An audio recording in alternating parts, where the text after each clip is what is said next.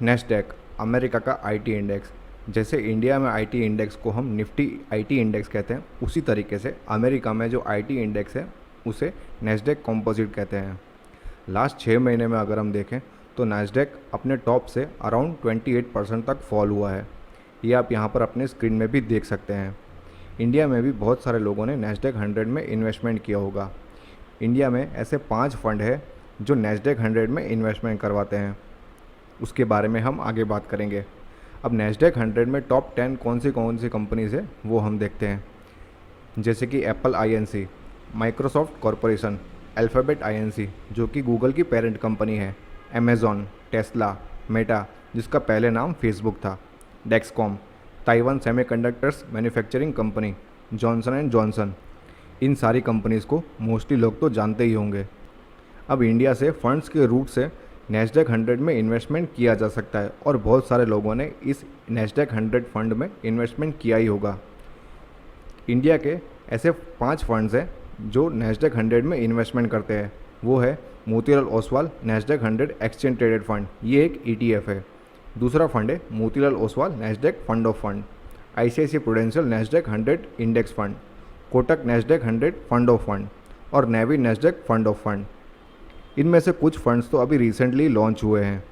बहुत सारे इन्वेस्टर्स ऐसे होंगे जो अपने पोर्टफोलियो को देखकर टेंशन में आते होंगे, क्योंकि नेस्डैक ने रिसेंटली कुछ समय से अच्छा परफॉर्मेंस नहीं दिया है।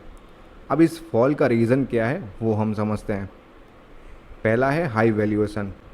जब 2020 में मार्केट में क्रैश आया था, उसके बाद मार्केट नॉन स्टॉप ऊपर की तरफ भागा था और उसी के कारण अभी हम देखते हैं कि मोस्टली स्टॉक्स के वैल्यू ज़्यादा हो गया है, मतलब मोस्टली स्टॉक्स हाई वैल्यू में ट्रेड कर रहे हैं।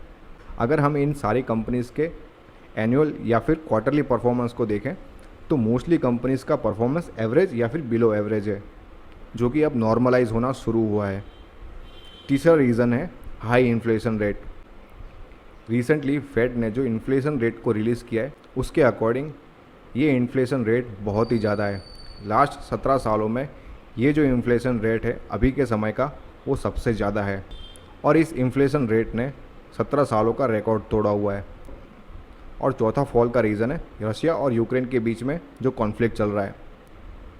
पांचवा रीज़न है कि फेड ने जो अपना इंटरेस्ट रेट बढ़ाया है, इसके कारण जो डेट फंड्स है उसमें भी इंटरेस्ट रेट बढ़ा है। अभी के जो वोलेटाइल मार्केट में जो सेफ़ इन्वेस्टमेंट करना चाहते हैं वो अभी अपना पैसा डेट पोर्शन में शिफ्ट कर रहे हैं, जिसके कारण हम देख सकते हैं कि नेस्डैक में बहुत ही शार्प फॉल देखने को मिल रहा है। अब हमें यहाँ पर कुछ चीज़ों को समझना चाहिए। जैसे कि हम यहाँ पर देख सकते हैं कि नेस्डैक की टॉप 10 कंपनीज़ है, इन्होंने अपना प्रोडक्शन या फिर सर्विस बंद नहीं की है। जैसे कि एप्पल, इन्होंने अपना आईपैड और आईफोन को मैन्युफैक्चरिंग करना बंद नहीं किया है और हमारे जैसे कंज्यूमर्स ने भी ये सारे गैजेट्स को ख़रीदना भी बंद नहीं किया है। माइक्रोसॉफ्ट ने अपने सॉफ्टवेयर्स बनाना बंद नहीं किया है। अल्फ़ाबेट जो कि गूगल की पेरेंट कंपनी है, गूगल ने भी अपना सर्विस बंद नहीं किया है, कहीं पर भी गूगल बंद नहीं हुआ है। अमेज़ॉन ने भी अपनी डिलीवरी सर्विस बंद नहीं करी है। टेस्ला ने भी अपनी कार्स को मैन्युफैक्चरिंग करना बंद नहीं किया है। फेसबुक भी हम कॉन्स्टेंटली यूज़ कर रहे हैं, फेसबुक भी मतलब बंद नहीं हुआ है। ताइवान सेमीकंडक्टर्स बनाने वाली कंपनी ने भी अपनी प्रोडक्शन लाइन को बंद नहीं किया है और जॉनसन एंड जॉनसन ने भी अपने बेबी प्रोडक्ट्स को बनाना बंद नहीं किया है। अब इतने सारे पॉजिटिव पॉइंट्स तो मैंने दे दिए, लेकिन एक्चुअल में हमें करना क्या चाहिए। अब आपको ये चीज़ समझनी है कि कोई भी कंपनी रातों रात बंद नहीं होने वाली है। ये सारे इफ़ेक्ट्स टेम्पररी हैं। ये सारी कंपनीज आज नहीं तो कल, कल नहीं तो परसों, शॉर्ट टर्म में या फिर लॉन्ग टर्म में रिकवर तो होगी ही। आपको सिर्फ पेशेंस रखना है। अगर आपने अपनी एसआईपी स्टार्ट करी हुई है तो अगर आपको ज़्यादा डर लग रहा है तो आप अपनी एसआईपी को होल्ड कर सकते हैं, या फिर आपको मार्केट से टेंशन नहीं है या फिर आपका लॉन्ग टर्म का गोल है तो आपको अपनी एसआईपी कंटिन्यू रखनी है।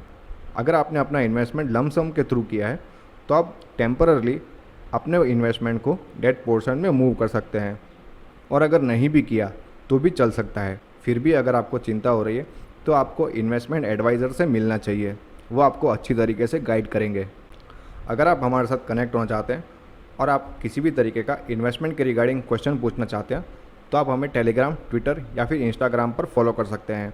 लिंक मैंने डिस्क्रिप्शन में दे दिए हैं। होप ये वीडियो आपको पसंद आया होगा। अगर ये वीडियो आपको अच्छा लगा तो लाइक करो, शेयर करो और सब्सक्राइब करो। Thank you.